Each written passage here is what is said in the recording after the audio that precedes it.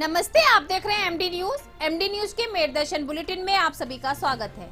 आज के बुलेटिन के साथ मैं हूं निशा। मैं आपको बताती चलूं कि जिस तरीके से 16 दिन से कनागत चल रहे थे, आज पितृ विसर्जन अमावस्या थी, तो सभी ने अपने अपने पितरों का आज तर्पण किया, उनको विदा किया। और दूसरी ओर आपको ये भी बताती चलूं कि माता रानी के आगमन की तैयारियां शुरू हो गई हैं। कल से नवरात्रे हैं और नवरात्रों की तैयारियां जोर शोर से हर घर में चल रही है, मार्केटों में चल रही है, भीड़ नजर आ रही है। पितृ विसर्जन के बाद तुरंत नवरात्रे प्रारंभ हो जाते हैं, तो आज पितृ विसर्जन की भी मैं आपको दिखाऊंगी कि किस तरीके से सभी ने अपने अपने पितरों का तर्पण किया, किस तरीके से अपने अपने पितरों को विदा किया। वो खबर मैं आगे आपको न्यूज में दिखाऊंगी।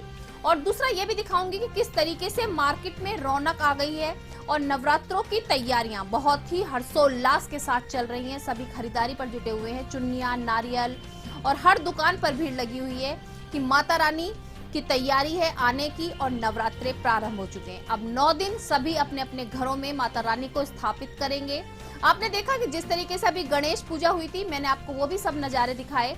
उसके बाद पितृ विसर्जन अमावस्या का नजारा मैं आपको आगे दिखाऊंगी अपने मेर दर्शन चैनल के माध्यम से। और नवरात्रों में 9 देवियों के दर्शन भी, जी हाँ, 9 देवियों के मंदिरों के दर्शन भी आपको मेर दर्शन चैनल के माध्यम से घर बैठे ही कराए जाएंगे कि किस मंदिर में किस तरीके से पूजा अर्चना चल रही है, किस तरीके से नवरात्रों में हर मंदिर का नजारा है। मैं एक बार आप सभी से यही कहना चाहूंगी कि आप लोग मार्केटों में भी जाएं, मंदिरों में भी जाएं, लेकिन थोड़ा सा अपने आप में नियमों का पालन फिर भी जरूर करें, क्योंकि कोरोना महामारी ही नहीं, डेंगू और चिकनगुनिया बहुत सी महामारियों के प्रकोप भी फैले हुए हैं, तो उनसे बचना भी जरूरी है। क्योंकि आने वाले समय में और भी फेस्टिवल हमारे बहुत नजदीक हैं और सभी फेस्टिवल हमें बहुत ही खुशियों के साथ मिलजुल कर आपस में मनाने हैं। माता रानी के आगमन की तैयारियां जिस तरीके से पूरी हो चुकी हैं, आगे मैं आपको वो भी खबर में दिखाऊंगी।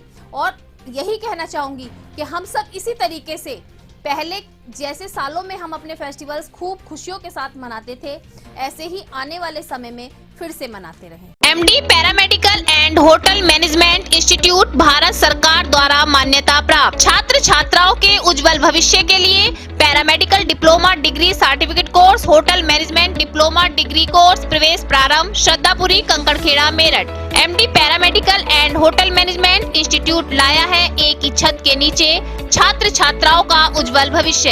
Hotel management diploma degree course व nursing, dental, first aid, lab, OT, x ray diploma degree course.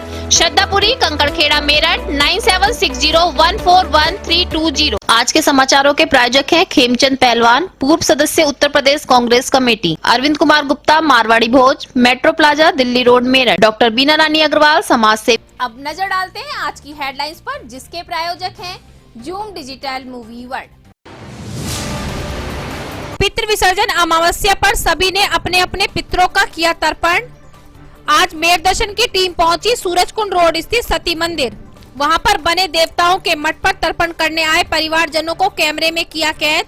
मंदिर के पुजारी से जानी पितृ विसर्जन अमावस्या की महत्वता।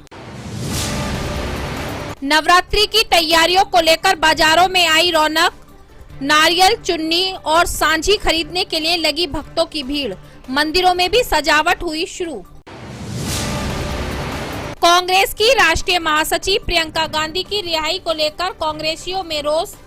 कांग्रेस के सभी पदाधिकारी व कार्यकर्ता पहुंचे इंदिरा चौक। जेल भरो आंदोलन के तहत सभी ने दी गिरफ्तारी। वार्ड 80 के पार्षद जुबेर अंसारी की हत्या में अभी तक आरोपियों को सजा न मिलने व हत्या का खुलासा न होने से क्षेत्रवासियों में रोष। सभी क्षेत्रवासी पहुंचे एसएसपी कार्यालय, जल्द से जल्द हत्या का खुलासा करने की मांग। किसानों के मसीहा बाबा महेंद्र सिंह टिकैत की जयंती के अवसर पर भारतीय किसान आंदोलन के सभी किसान पहुंचे चौधरी चरण सिंह पार्क। जड़ी बूटियों द्वारा किया गया हवन व एक संगोष्ठी का किया गया आयोजन, जिसमें सभी ने रखे अपने अपने विचार। चौधरी चरण सिंह विश्वविद्यालय के इतिहास विभाग में आज पुरातत्व विभाग द्वारा एक गोष्ठी का किया गया आयोजन, जिसमें सभी छात्र छात्राएं व मेरठ सांसद राजेंद्र अग्रवाल रहे मौजूद। पुरातत्व से जुड़ी चीजों के बारे में दी गई जानकारी। अतिक्रमण हटाओ अभियान के तहत सरधना में 80 साल से रह रहे परिवारों को किया जा रहा पूर्वजों के घर से बेघर, नहीं दिया जा रहा मुआवजा। जिसे लेकर आज सभी परिवार पहुंचे जिलाधिकारी कार्यालय, इंसाफ के लिए लगाई गुहार। नवरात्रों में मीट की दुकानें बंद कराने व मंदिर के आसपास सफाई व्यवस्था बनाए रखने को लेकर बजरंग हिंदू दल के सभी कार्यकर्ता पहुंचे जिलाधिकारी कार्यालय। अपनी 3 सूत्रीय मांगों को लेकर जिलाधिकारी को सौंपा ज्ञापन। चौधरी चरण सिंह विश्वविद्यालय में आयोजित कार्यक्रम के दौरान 251 आंगनवाड़ी केंद्रों को साधन संपन्न बनाने हेतु किया गया प्री स्कूल किट का वितरण। शहर रामलीला कमेटी द्वारा चल रही रामलीला मंचन के अंतर्गत आज श्री राम जन्म महोत्सव व तारका सुबाहुवध अहिल्या उद्यान का किया गया मंचन। जनपद संबल के बनियाठेर थाना क्षेत्र में दरोगा की दबंगाई से परेशान होकर परिवार पलायन करने के लिए मजबूर। परिवार के सदस्य पहुंचे जिलाधिकारी कार्यालय। दरोगा के खिलाफ कार्रवाई करने और निष्पक्ष जांच कराने की मांग को लेकर जिलाधिकारी के माध्यम से मुख्यमंत्री को भेजा ज्ञापन। अब खबरें विस्तार से। जैसा कि मैंने अभी आप लोगों को बताया कि पितृ विसर्जन अमावस्या का क्या महत्व है। जी हाँ, आज पितृ विसर्जन अमावस्या के दिन मान्यता है कि 16 दिन तक जो कनागत चलते हैं तो सभी के देवता और पितृ धरती पर भ्रमण करते हैं और अपने अपने परिवारजन, अपने अपने प्रियजनों के आह्वान पर उनके घर पहुंचते हैं। ऐसी मान्यता के अनुसार सभी ने अपने अपने पितरों को 16 दिन तक कनागत जैसे मनाए जाते हैं तो सभी को जिमाया, पंडित को जिमाया और कह सकते हैं कि उनकी जरूरत की जो उनको पसंद था वो सभी चीजें बनाई गई। आज पितृ विसर्जन अमावस्या के दिन सती मंदिर में जो सभी ने अपने अपने देवताओं के, अपने अपने पितरों के स्थान बनाए हुए हैं, वहां पर सभी पहुंच रहे थे और अपने अपने पितरों को विदा कर रहे थे, तर्पण कर रहे थे। आज मैं खुद पहुंची, हमारी मेर दर्शन की टीम पहुंची और मैंने पुजारी जी से भी बात की और वहां की टीम ने पूरा नजारा कैमरे में कैद किया कि किस तरीके से अपने अपने पितरों को विदा किया जा रहा था। पुजारी जी से जाना कि किस तरीके से महत्वता है और क्यों ये पितृ विसर्जन अमावस्या के दिन इस तरीके से पितरों की पूजा की जाती है। आप मेरे पीछे देख सकते हैं कि किस तरीके से पूजा की जा रही है और सभी अपने अपने जो मठ वहां पर बने हुए हैं उनकी साफ सफाई की हुई है, माला चढ़ा रहे हैं, पुष्प चढ़ा रहे हैं और यहाँ तक कि खाने का सामान भी वहां पर चढ़ाया जा रहा है। और मान्यता यह है कि आज सभी पितरों को वापस विदा कर दिया। 16 दिन के लिए उन्हें आह्वान करके बुलाया गया था और आज उनको विदा किया गया, ऐसी मान्यता है। तो आप देख सकते हैं कि आस्था और विश्वास के चलते किस तरीके से आज पितृ विसर्जन अमावस्या पूरे मेरठ शहर में ही नहीं पूरे देश भर में मनाई गई। आज पितृ विसर्जन अमावस्या है, 16 दिन श्राद्ध मनाया, सभी ने अपने अपने घरों में अपने पितरों को याद कराया, उनके लिए तर्पण किया। लेकिन आज पितृ अमावस्या के दिन मैं आपको लाई हूँ सती मंदिर में, जहाँ पर ये आप मेरे पीछे देख सकते हैं कि देवताओं के मठ बने हुए हैं और यहाँ पर आज पूजा अर्चना की गई है। किस तरीके से पूजा अर्चना की जाती है, किस तरीके से पितृ तर्पण किया जाता है, उसके बारे में से थोड़ी सी जानकारी लेने के लिए हम बात करेंगे पुजारी जी से कि किस तरीके से आज यहाँ पर भक्त पहुंचे और किस तरीके से उन्होंने यहाँ पर अपने अपने पितरों का तर्पण किया। इधर ही मेरा नाम श्रवण कुमार राम जी है।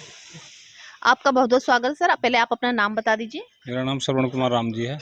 सर ये बताइएगा कि जिस तरीके से पितृ विसर्जन अमावस्या है तो क्या महत्वता है जो सभी आज अपने पितरों की पूजा करने के लिए यहाँ पहुंचे?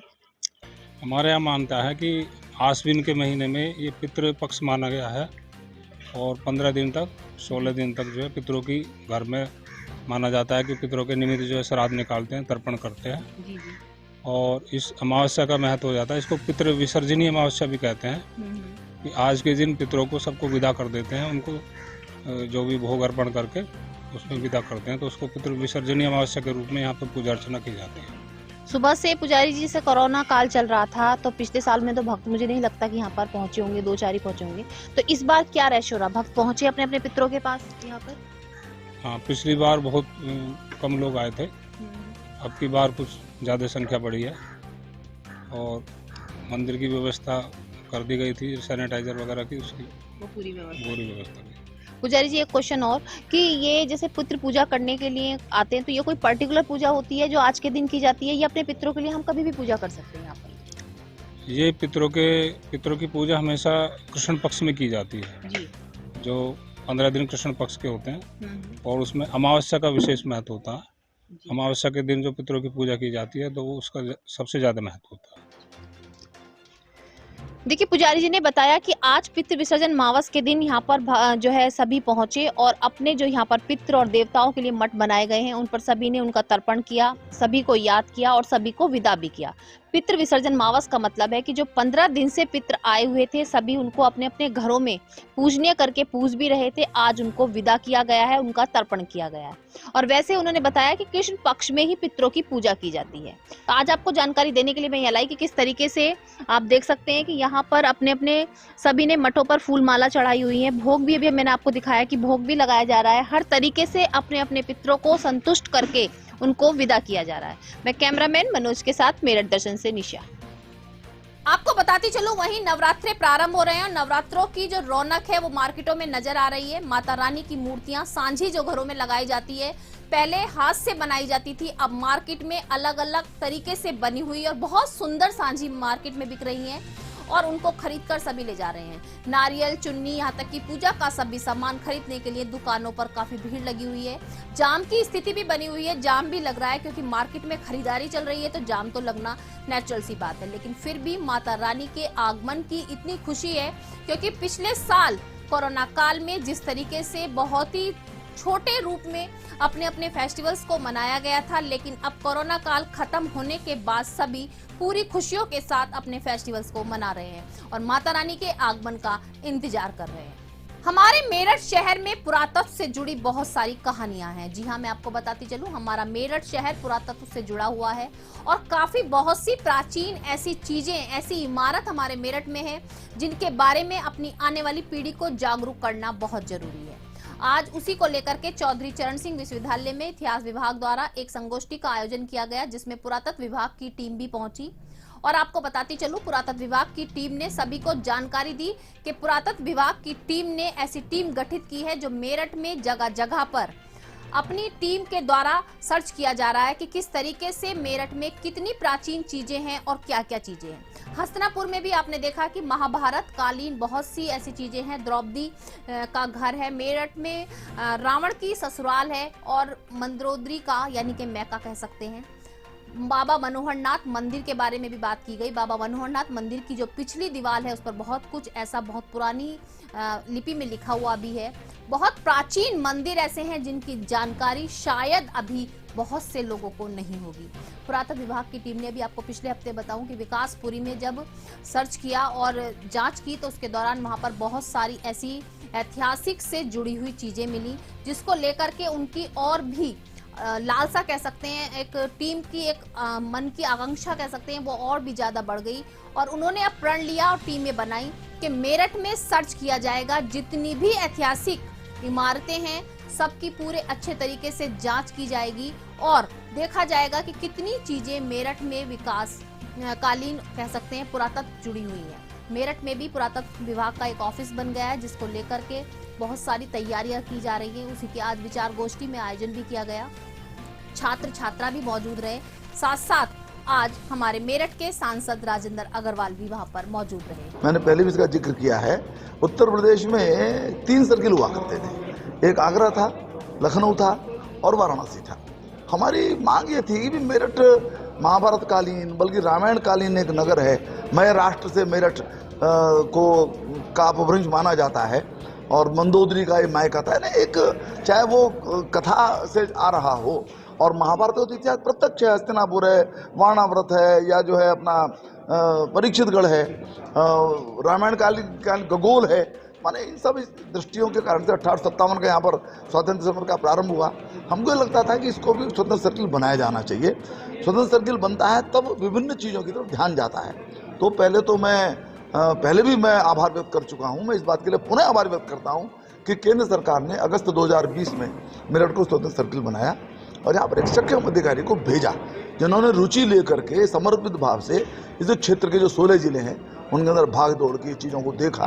अब बरेली के अंदर यही छत्र है, उसको उन्होंने उजागर किया है। मेरठ के अंदर विकासपुरी है, वहाँ से उन्होंने उसको किया है, तो अब संरक्षित क्षेत्र घोषित किया जाए। यहाँ से अशोक स्तंभ गया था जिसको तो फिरोज शाह तुगलक लेकर के चले गए थे। तो ये सारी चीज़ें हैं, अब इन चीज़ों पर ध्यान जाएगा और जो ऐतिहासिक दृष्टि से महत्वपूर्ण स्थान है वो क्रमशः सामने आएंगे। ये जो सोनोली का भी जो साइट थी वो खोजी गई, उसमें विघ्नेश त्यागी जी का योगदान है, सारी बातें हैं ये। तो जब सामने आती हैं चीज़ें, तो इतिहास के अंदर जो भ्रम निर्माण किए गए थे अंग्रेजों के द्वारा अपने साम्राज्य की सुरक्षा की दृष्टि से, उन्होंने कुछ एक दिशा भी दी थी हमारे इतिहास को, उससे हम मुक्त हो सकेंगे। जो फैक्ट्स हैं वो सामने आएंगे और हमारी क्या परंपरा थी, हमारा क्या सांस्कृतिक वैभव था, हम विश्वगुरु क्यों कहलाते थे, क्या उसके जो है इंग्रेडिएंट्स थे, ये सारी बातें ध्यान में आएंगी। ये सारी चीजें सबसे खास बात जिसके लिए आप प्रयास कर रहे थे मेरठ सर्किल बने, और उस सर्किल बनने के बाद जो उपलब्धि हासिल होने शुरू हुई, उसको लेकर आप कैसा महसूस करते हैं? बहुत अच्छा महसूस करते हैं। मेरठ जो है, मेरठ एक श्रेष्ठ और हमारी परंपरा का महत्वपूर्ण पड़ाव वाला एक केंद्र है, ये उसकी छवि उभर करके आ रही है। इससे अधिक संतोष की बात क्या हो सकती है। बहुत इसलिए हमने अभी जो क्या इसके प्रोफेसर विघ्नेश त्यागी जी हैं कि मान्यवर मंत्री जो है हमारा अग्रवाल जी हैं, इन लोगों की सहायता से हम लोगों ने आइडेंटिफाई कर पाए विकासपुरी में जो एक आर्कोलॉजिकल साइट जो कि 2000 साल से ज़्यादा पुराना, उसको हम लोग आइडेंटिफाई कर पाए। और सूरज कुंड में जो मंदिर का जो नवम शताब्दी का जो प्रतिहार पीरियड का मंदिर का जो कला, जो स्थापत्य कला है, उसका भी वहीं से हम लोगों को प्राप्त हुआ है। और अभी हम आगे भी कर रहे हैं, क्षेत्र का भी जो काम कर रहे हैं, अभी हस्तिनापुर को भी आइकॉनिक साइट्स को डेवलप करने का हम काम शुरू कर रहे हैं। और सबकी सहायता चाहिए, आप लोगों का सहायता होगा तो और आगे भी अच्छा होगा। एक चीज जानना चाहूँगा, जो दिल्ली का जो लौह स्तंभ जिसके बारे में कहा जा रहा था मेरठ से लाया गया, उसकी भी जगह चिन्हित हो गई है विकासपुरी में? नहीं, लौह स्तंभ नहीं था, अशोक स्तंभ था, जो भी रिज में है, रिज में है, जो हिंदुरा हॉस्पिटल के सामने है। तो रिज में जो स्तंभ है वो मेरठ से गया बोल के उनका था, तो अच्छा था, पहले हमको रेफरेंस मिलता है। अभी हम लोग उसको इन्वेस्टिगेशन कर रहे हैं और इसका जल्दी से जल्दी और भी क्लियर हो जाएगा, इसके पिक्चर क्लियर हो जाएगा। Thanks sir. Okay okay.